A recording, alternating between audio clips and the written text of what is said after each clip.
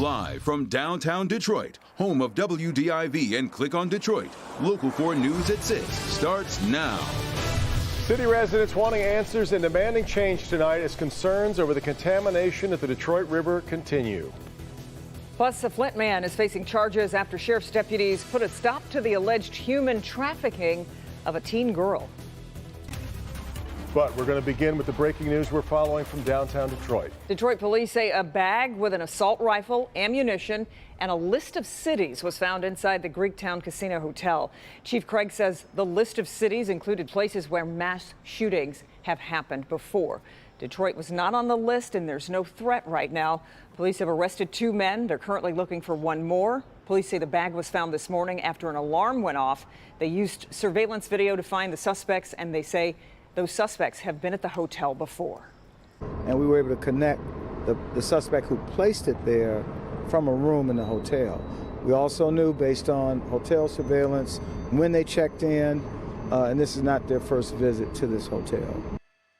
Police say Greektown is open while they continue their investigation. Our other top story comes from Genesee County, where a young teenager is rescued for a man allegedly using her for human trafficking. Sheriff's deputies were able to rescue her February 7th in the city of Flint. Victor Williams joins us live. And Victor, we're learning more on how police were able to catch the suspect. Yes, Kimberly, this was all because of an undercover ghost operation. Because of that, 1 man is now behind bars and 1 young girl is much safer. We are on a mission to rescue people that are vulnerable. Genesee County Sheriff Christopher Swanson stood before the press Tuesday with a very disturbing story about 26-year-old Sean Randall, a man accused of sex trafficking a young teen for several months now. This 26-year-old had common friends with the victim, started building a relationship, and for the last 3 months has been trafficking her 4 to 5 times a day.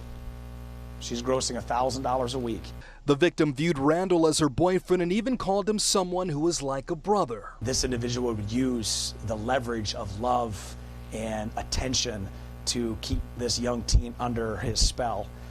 And they don't stop with just 1. But there are so many girls just like the one affected by Randall all over the country under the age of 18, being lured into a dark underworld. But keeping your kids safe starts at home with parental guidance. If you don't have protection on your kids' phones, you're literally opening the front door and allowing predators come into your room while you go to another place. And Randall is facing 5 felony charges, including human trafficking of a minor. He's being held on $300,000 bond and might be facing a total of 71 years behind bars if convicted on all of those charges. Back to you guys. Victor Williams, Local 4. And Victor, a lot of these cases are not limited to 1 victim. Any idea whether this young lady was Randall's only victim? Well, they found evidence in this man's phone that really seems to suggest that there may be more victims. So they'll just have to do this investigation, and we'll see what happens in the future about more charges being filed. Sure will. All right, Victor.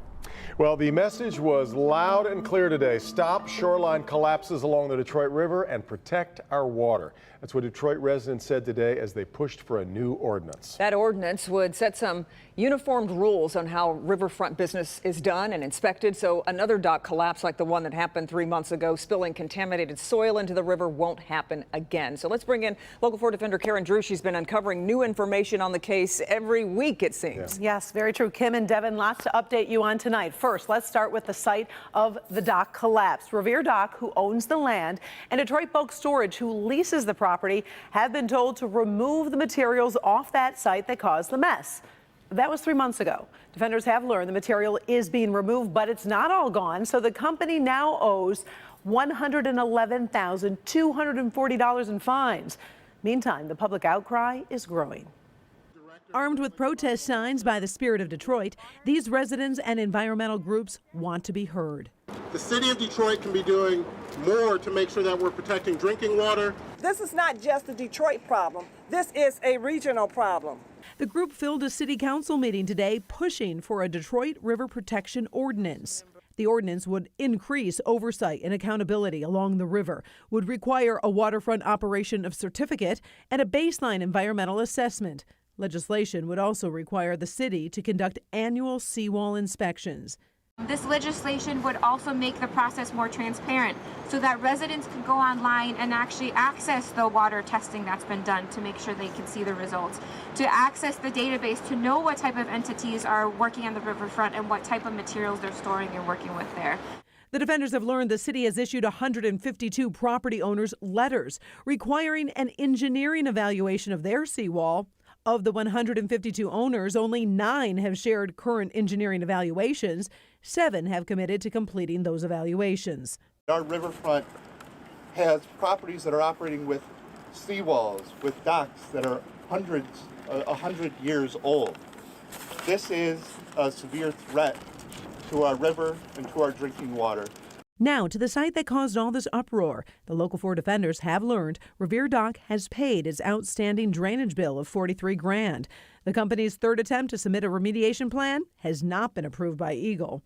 Revere Dock has installed some erosion control blanketing along the bank failure area to prevent more contaminated soil from going into the water.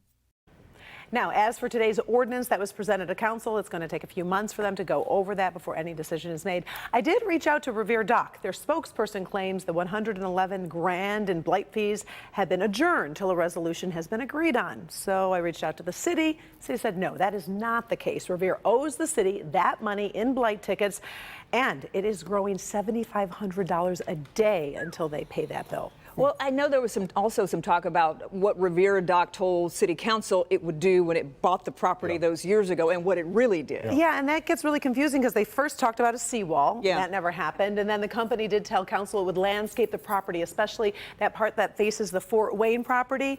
Well, they did not do that. The city now is saying that it wasn't an obligation as much as a promise of cooperation. I'm not exactly sure what the difference is there. We'll let you parse the language. Yes. Residents are still mad, though. They're exactly. like, you went to council, you promised us things. Yeah. This isn't done, so stay on top of it. Certainly will. It's day by day. All right, Karen. Thanks, Karen. We've got new information tonight on the woman found dead inside a home in Bedford Township. Investigators say 79-year-old Cecilia Gibson was murdered inside the home on Lewis Avenue Monday morning. We're told she died due to blunt force trauma. Deputies found the woman inside the living room area of the home. 2 family members, a 60-year-old man and a 45-year-old man who live at the home, were taken in for questioning. We have a coronavirus update with encouraging news about Michigan resident Steve Muth and his family. Local 4 has been following them as their cruise ship docked in Cambodia, and then they had to wait to be tested for the virus. The Muths are on a plane right now out of Cambodia. They hope to be back at Metro Airport by tomorrow night. Meanwhile, here's the list on the coronavirus crisis worldwide. China reports the death toll from the virus at nearly 1,900. The government of Russia has confirmed it's temporarily banning the visits of Chinese nationals into Russia because of the virus outbreak. In Japan, the quarantine of a cruise ship with more than 3,000 people on board could end as early as tomorrow. And in California, a 2-week quarantine has ended for nearly 350 Americans held at 2 military bases after they were evacuated from China. Now the story of some rare kidney transplants involving a chain reaction donation. Total strangers offering an amazing gift. Really amazing. First at 4, Paula Tutman outlined how these people found each other. Well, now 2 patients tell us how the surgeries have changed their lives. Of course, there's always a story behind anyone who's willing to donate an organ to a stranger. But what happened here is so incredible because it changed the lives of a total of 8 people. David did too. They sat together as old friends at the University of Michigan's hospital. But in fact, this family unit is only 6 weeks old. It started with the most incredible gift of selflessness, of faith, and of life through the donation of a kidney from one stranger to another. It started with one question to a coworker. Why are you crying? And then waiting for the answer. And I didn't know this lady, hadn't talked to her before other than knew her name. And I said, why are you crying? And she's like, well, I'm dying and I need a kidney. When all was said and done, it created a rare and beautiful chain reaction that culminated in 8 surgeries. 4 strangers donating kidneys to 4 strangers. A lady named Tara Bigelow donated to Bethany Lydell. And then on Bethany's behalf, I donated to David Waite. On David's behalf, my daughter Leah donated to a person at Duke, and then the person at Duke donated, I believe, back to Toledo. And the gift has changed them both. And when you get older, you learn about vulnerability. I think I have a greater sensitivity to other people's needs. I mean, that's the one thing that I would say for me is that what have I learned from this is that take the time to ask how other people are doing. I mean, that's really what got me involved in this whole situation, was just from that simple interaction that day, asking a lady why she was crying. Paula Topman, Local 4. Just asking sometimes. Goodness. Yuri and David are the first of the 8 to actually meet in person. And I didn't know this, but because the kidney donor was a living donor, it increases the probability of success and the longevity of the organ to as many as 10 years. So, stuff. Still to come here today at 6, another store in Chapter 11. Coming up, find out which retailer is closing hundreds of stores, including right here in Metro Detroit. Plus, Dr. McGeorge weighs in on a question many parents are asking. Ahead in Good Health, does putting your kids in timeout have any long-term effects? Hi, Ben. Kim, we saw the clouds start to break towards the end of the day. They're going to continue to clear tonight. That's not going to do us any favors temperature-wise, but we will tell you when that will do some work for us coming up. All right, Ben, we're coming up first. Bloomfield Township Police on the lookout for suspects in 2 separate cases of alleged identity theft. We've got the details on that when we come right back.